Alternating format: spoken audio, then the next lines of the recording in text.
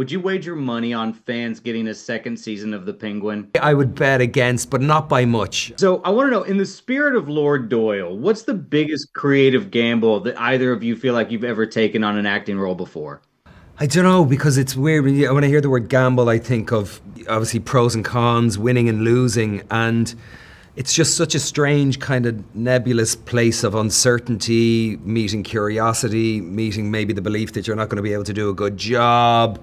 All this stuff is a preface to any ideas of winning and losing. You know, it's not even a preface, because winning and losing doesn't really come up to it until, of course, the moment comes when something is being released, and then you start buying into the whole success, failure type thing.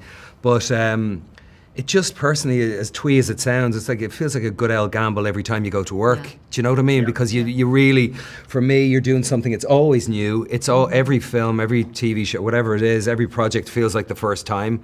You know, I'm well versed to the energies around a film set after 25 years, but it's still, at its core, a bunch of people coming together to take something that's in 2 dimensions on a page, typed out on a page, and bring that to 3-dimensional life and bring it to psychological and emotional life. Yeah. It's always a bit of a gamble. You never know, but I feel like film, because I also work on the stage, but I feel like film and TV, there's so much more goes into what becomes the end of an end product. Let's just call it that, you know, it's an end product that is, you know, wrapped up with a bowl, and recorded. Here, you know, it's recorded, it's edited, it's, you know, we do many takes, and they're all a little different, and so I feel like gambling in the way that you have very little control of the outcome. Yeah. So that feels like a gambling, but at the same time, I'm not expecting payoff in the same way that I expect I win double and I win and I get to take home. It's all shared that I give.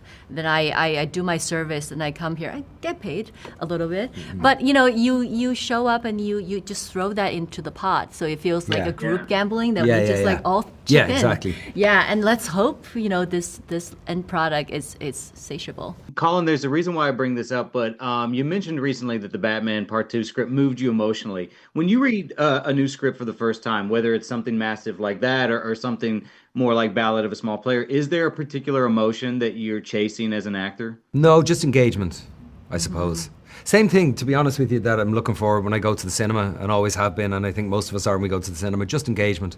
Whether it's engagement because you recognize something familiar behaviorally or culturally, emotionally, psychologically, or it's just you're entertained, you're titillated, you know, whatever it is, you're just engagement. And so I noticed in reading scripts in the last couple of years, particularly, that I either kind of almost literally physically lean into something while I'm reading it, or I kind of end up leaning out, you know what I mean?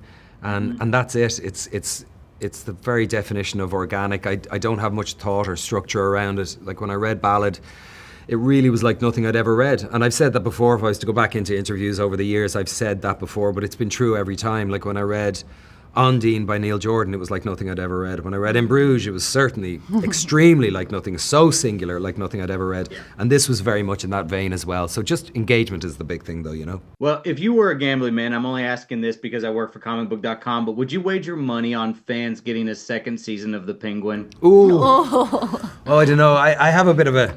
Generally speaking, I have a bit of a negativity bias, apparently. I've been told by various people close to me. So I would say I would bet against, but not by much. I know that the powers that be are thinking of storylines that could justify another 8 hours, because it all goes off Matt Reeves' world, right? It all has to, like, it conveniently worked that killing the death at the end of Batman and the devastation within Gotham opened up a power vacuum that then Oz could try and capitalize on. That was perfect for the parallel 8 hours that we had, and then the film will pick up whatever a few weeks after the show ended.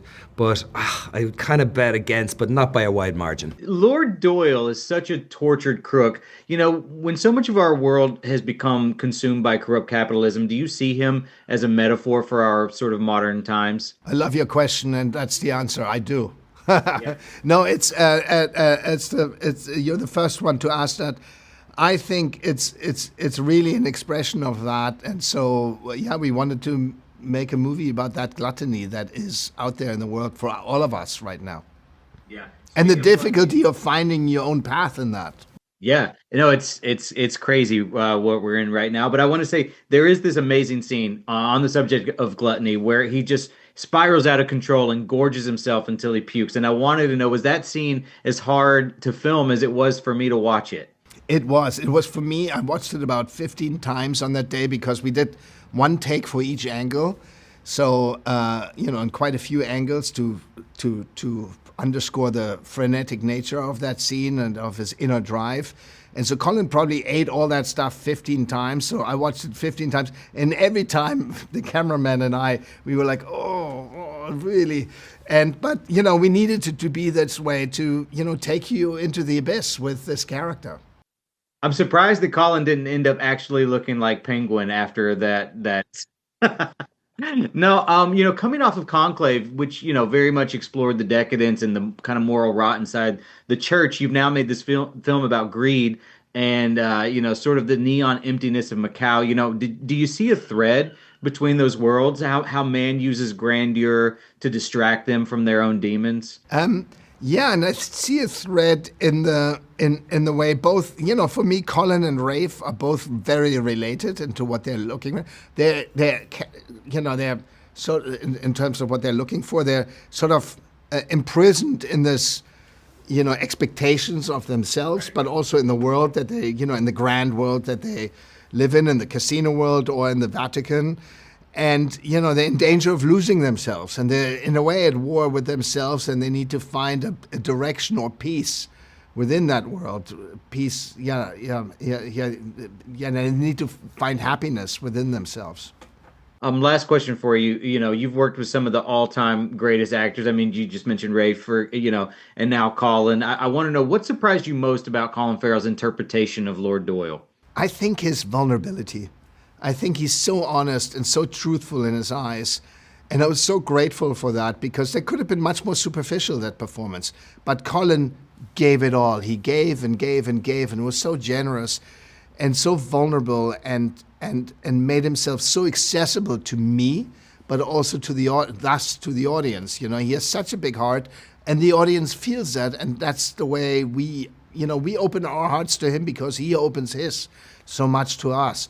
And that was a wonderful way of, making sure that the audience and that I go along for the ride into darkness.